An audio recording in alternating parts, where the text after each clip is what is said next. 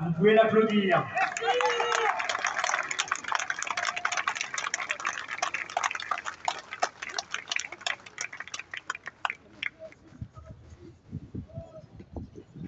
Merci Nicolas. Bien, vous êtes très impressionnant aujourd'hui et c'est pourquoi j'ai pris la liberté d'écrire quelques lignes pour éviter de bafouiller devant vous. Malgré que quand je regarde tous ces bérets, ces calots, j'ai l'impression d'être en famille. Comme Nicolas l'a rappelé, le 14 avril dernier, Place d'Armes publiait la désormais célèbre Tribune des militaires. Appel adressé au président de la République, aux membres du gouvernement et aux parlementaires. Cet appel faisait état du délitement de la France et attendait une prise de conscience et des réactions salvatrices de nos dirigeants. Il n'en fut rien. Vous êtes là aujourd'hui pour démontrer que notre appel est toujours d'actualité. Nous vous remercions d'avoir fait ces déplacements. Nous savons la difficulté que peuvent représenter ces déplacements sur Paris. Aujourd'hui, 10 mois plus tard, les seules réponses enregistrées n'auront été qu'insultes et procès de la part de nos dirigeants.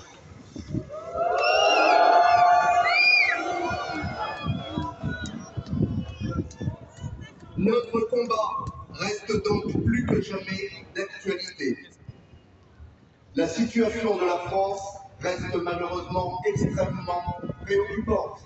Et c'est pourquoi nous avons proposé une dizaine de mesures que nous serons évoquées tout à l'heure aux candidats à cette élection présidentielle. Quoi qu'il en soit, pour nous, le président de la République doit être le garant de la sécurité des Français. Mais en réalité, l'insécurité n'a jamais été aussi prégnante. Les violences physiques augmentent en permanence, plus de 21% sur les 3 dernières années. Les frontières demeurent désespérément ouvertes et sans contrôle. L'invasion, immigration, invasion se poursuit inexorablement. Le président de la République doit également être le garant de l'unité nationale. Mais le pays aujourd'hui n'a jamais été aussi fracturé. Des enclaves étrangères s'institutionnalisent un peu partout sur notre sol. Les Français sont montés les uns contre les autres, riches contre pauvres, jeunes contre vieux, vaccinés contre non vaccinés.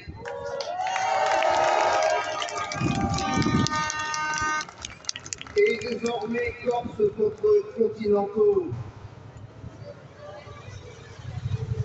Le président de la République doit être le garant de notre souveraineté nationale.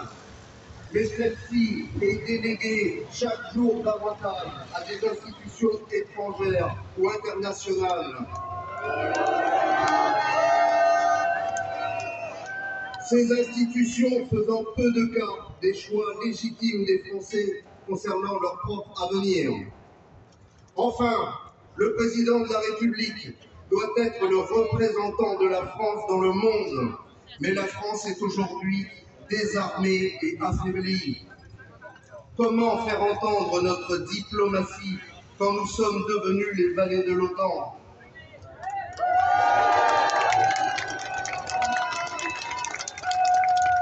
Non plus alliés, mais alignés.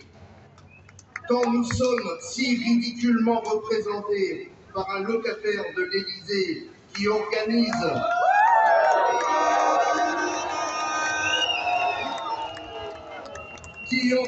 des soirées animées par des transsexuels en Brésil.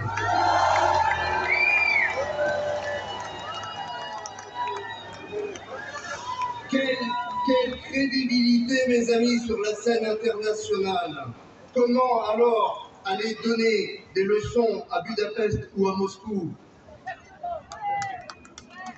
Le président actuel est le caporal de semaine de la commission de Bruxelles.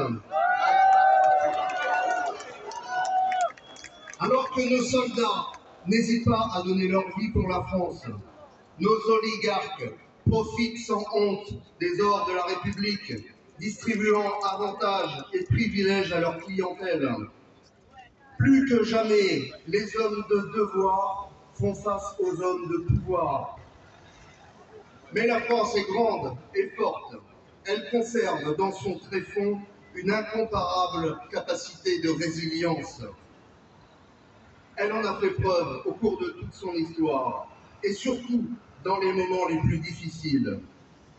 C'est cette France-là, celle des soldats et des artistes, des scientifiques et des hommes de foi, des paysans et des ouvriers, des femmes et des hommes qui ont tout donné pour qu'elle devienne le phare de l'humanité. C'est cette France-là que nous entendons célébrer aujourd'hui avec vous.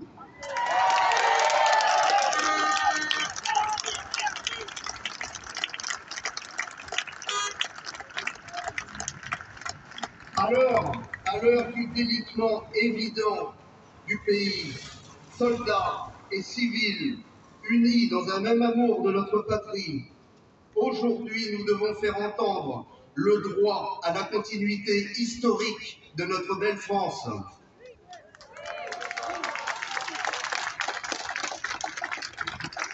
Chers amis, chers camarades, aujourd'hui ce premier rendez-vous de Place d'Armes, en association avec d'autres partenaires qui seront cités et évoqués tout à l'heure, ce premier rendez-vous n'est que le premier rendez-vous. Désormais,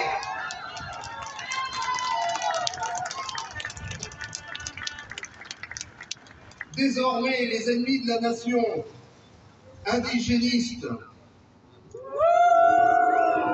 décoloniaux,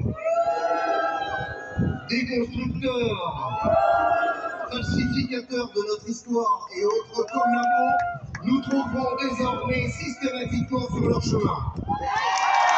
Merci.